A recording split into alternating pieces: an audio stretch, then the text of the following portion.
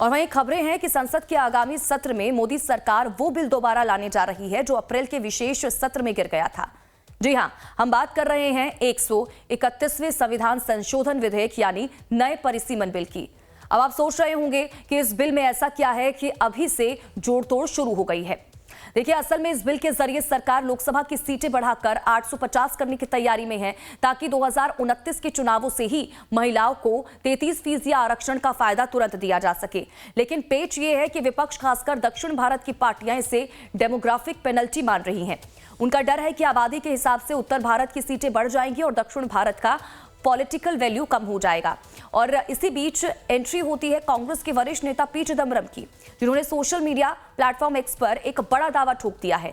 चिदम्बरम का कहना है कि बीजेपी इस फेल हो चुके बिल को किसी भी कीमत पर पास कराना चाहती है और इसके लिए वो विपक्ष के पाले में सेंधमारी करके एनसीपी, शरद पवार गुट और डीएमके को अपने पाले में लाने की कोशिश में है। लेकिन कहानी में ट्विस्ट यही खत्म नहीं होता है।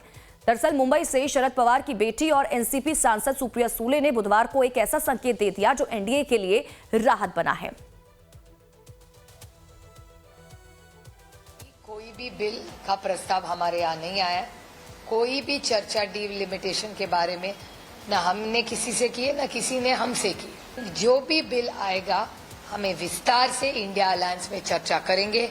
हमारी जो चर्चा हुई थी उसके बारे में मैंने कई लोगों से उसमें चर्चा की थी। तब डीएमके हो, हम हो, सपा हो, 50% के बारे में हम सोचेंगे, ऐसा हमने कहा था। कि हम सिर्फ कह रहे कि 33% रिजर्वेशन जो महिलाओं के लिए लाया है उसको इम्प्लीमेंट कीजिए, ये हमारी मांग है। लिमिटेड मांगे, डीलिमिटेशन की कोई भी मांग इंडिया अलायंस ना एनसीपी एसपी ने की है। हमारी कोई मांग नहीं है।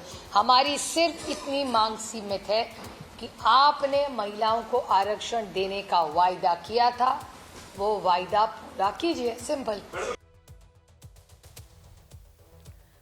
तो देखिए, इससे पहले एनसीपी सुप्रीमो शरद पवार की महाराष्ट्र के डिप्टी सीएम एकनाथ शिंदे और बीजेपी के महासचिव विनोद तावड़े के बीच हाल में मुलाकात हुई थी।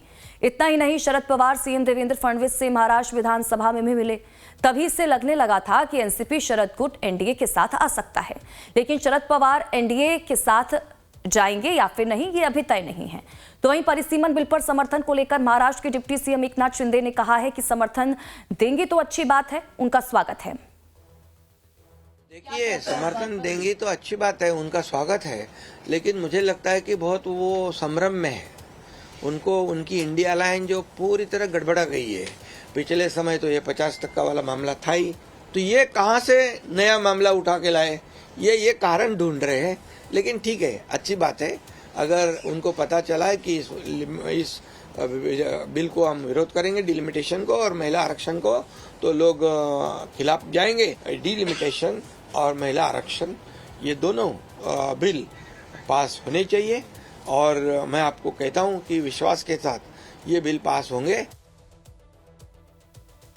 तो देखिए, सीधी बात यह है कि सत्ता पक्ष की पैनी नजर विपक्ष के हर एक सांसद पर टिकी हुई है।